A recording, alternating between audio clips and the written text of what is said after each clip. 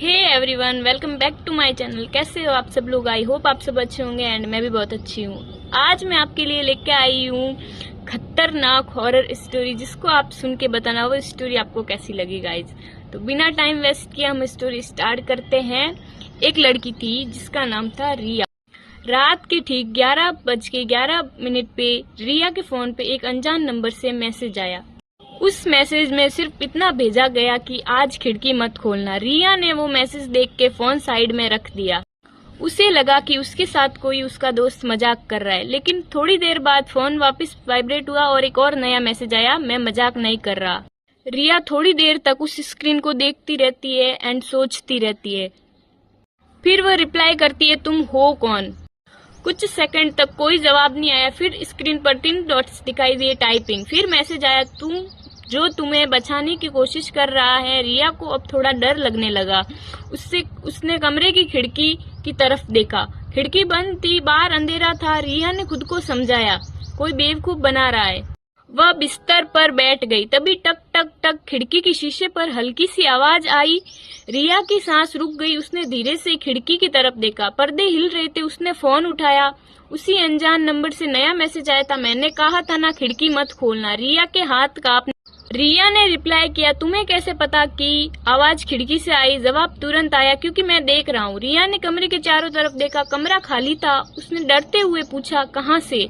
कुछ सेकंड बाद जवाब आया, तुम्हारे घर से। रिया के चेहरे का रंग उड़ गया।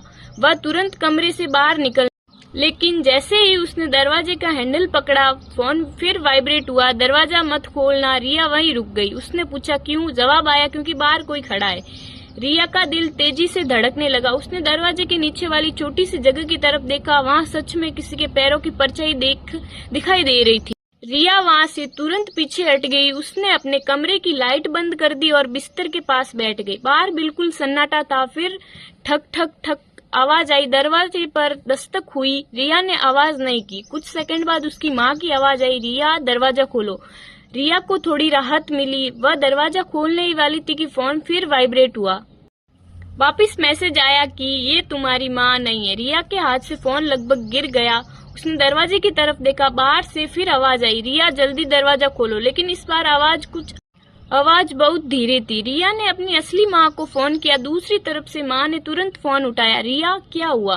रिया की आंखें फैल गई। उसने पूछा, माँ आप कहाँ हो? माँ ने कहा, मैं तो नीचे रसोई में हूँ। रिया के शरीर में जैसे बिजली दौड़ गई। उसने दरवाजे की तरफ देखा। बाहर अब भी कोई खड़ा था और तभी दरवाजे के बाहर से वही आवाज फिर आई, रिया दरवाजा खोलो। रिया ने फोन पर माँ से कुछ नहीं कहा। वह चुपचाप कमरे के कोने में बैठ गई। कुछ मिनट बाद दरवाजे के बाहर परछाई गायब हो गई। रिया ने राहत की सांस ली, लेकिन तभी अनजान नंबर से एक और फोटो आई। फोटो देखकर रिया के होश उड़ गए। फोटो उसके कमरे की थी। वही बिस्तर, वही अलमारी, वही खिड़की, और फोटो में रिया खुद भी दिखाई दे रही थी। वह कमरे के कोने में बैठी हुई थी। रिया ने फोटो को जूम किया। फोटो उसी समय की थी, लेकिन फोटो लेने वाला कमरे में था और रिया को इसका पता तक नहीं चला। उसने कांपते हाथों से मैसेज किया, तुम कौन हो? जवाब आया, मैं वो हूँ जो तुम्हें पहले भी चेतावनी दे चुका हूँ। रिया ने पूछा, पहले भी? कब? कुछ देर तक कोई जवाब नहीं आया। फिर एक मैसेज आया, हर रात 11:11 पर। रिया को अचानक कुछ याद आया। पहले कुछ दिनों से ठीक 11:11 पे उसका फोन अपने आप वाइब्रेट करता था। कोई भी खाली नोटिफिकेशन, कभी अनकाउंट नंबर से मिस कॉल और कभी सिर्फ एक मैसेज, आज नहीं। रिया ने कभी उन मैसेज को गंभीरता से नहीं लिया था, लेकिन आज सब कुछ अलग था। उसने पूछा, अगर तुम मुझे बचा रहे हो तो अपना नाम बताओ। इस बार जवाब आने में काफी समय लगा। फिर एक शब्द का जवाब आया। जवाब में था रिया। रिया चौंक गई, ये तो मेरा नाम है। अगला मैसेज आया, मेरा भी नाम रिया है। रिया कुछ समझ नहीं पाई। उसने लिखा, ये कैसे पॉसिबल है? जवाब आया, क्योंकि मैं तुम नहीं, तुम्हारी जगह हूँ। सडनली पूरे कमरे की लाइट्स बंद हो गई। पूरा कमरे अंधेरे में डूब गया। रिया ने फोन की फ्लैश लाइट ऑन की। उसी वक्त खिड़की के पास एक हल्की सी परछाई दिखाई दी। रिया पीछे हट गई। फोन पर फिर मैसेज आया, अब खिड़की की तरफ मत देखना। लेकिन डर के बावजूद रिया ने धीरे से खिड़की की तरफ देखा। पर्दे के पीछे कोई खड़ा था। रिया चीखने ही वाली थी कि फोन पर आखिरी मैसेज आया, अगर तुमने उसे देख लिया तो अगला मैसेज नहीं भेज पाऊंगी। रिया ने तुरंत फोन नीचे रख दिया। कुछ सेकंड तक कोई कुछ नहीं हुआ। फिर खिड़की अपने आप खुल गई।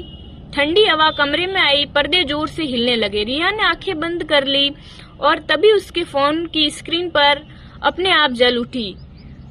समय था 11:11। एक नया मैसेज आया। अब मेरी बात ध्यान से सुनो। कांपते हुए उस मैसेज को पढ़ा।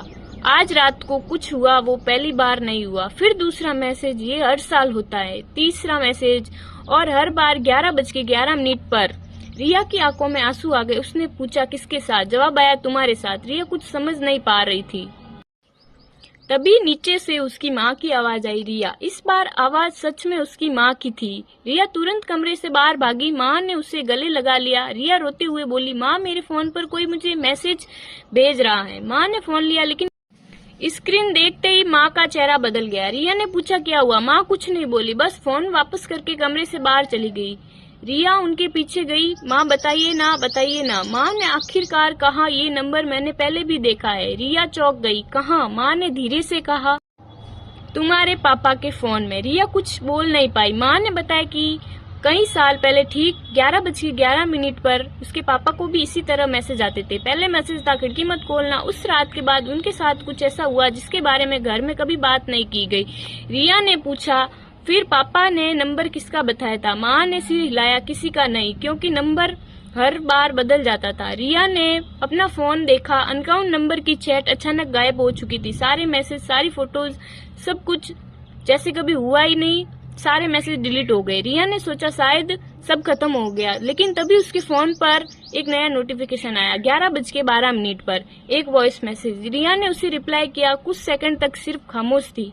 फिर बहुत धीमी आवाज सुनाई दी, तुमने आज रात बचा लिया। रिया ने सांस रोक ली।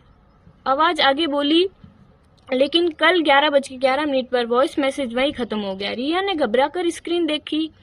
नीचे एक और मैसेज था, कल खिड़की मत बंद करना। रिया ने फोन कसकर पकड़ लिया। उसने खिड़की की तरफ देखा। खिड़की अब भी खुली थी और बाहर अंधेरे में किसी के फोन की स्क्रीन चमक रही थी। उस स्क्रीन पर भी समय था 11:11 और तभी उस अजनबी नंबर से आखिरी मैसेज आया कि अब तुम्हें पता चल गया कि मैं कौन हूँ। रिया ने कांपते हुए पूछा, कौन? रिया। कुछ सेकंड बाद रिप्लाई आया, मैं वो रिया हूँ जो पहली बार खिड़की खोल चुकी थी। उसके बाद फोन की स्क्रीन काली हो गई और अगली सुबह रिया के कमरे की खिड़की खुली हुई मिली, लेकिन रिया वहाँ नहीं थी। उसका फोन बिस्तर पर पड़ा था। स्क्रीन पर सिर्फ एक नोटिफिकेशन था, 11:11। उसके नीचे लिखा था, इस बार तुम्हारी बारी। सो गाइज, आपको ये स्टोरी कैसी लगी और इसका पार्ट 2 चाहिए तो वो भी मेरे को कमेंट करना, मैं आपको व्लॉग बना के दिखा दूंगी। मिलते हैं नेक्स्ट वीडियो में। बाय।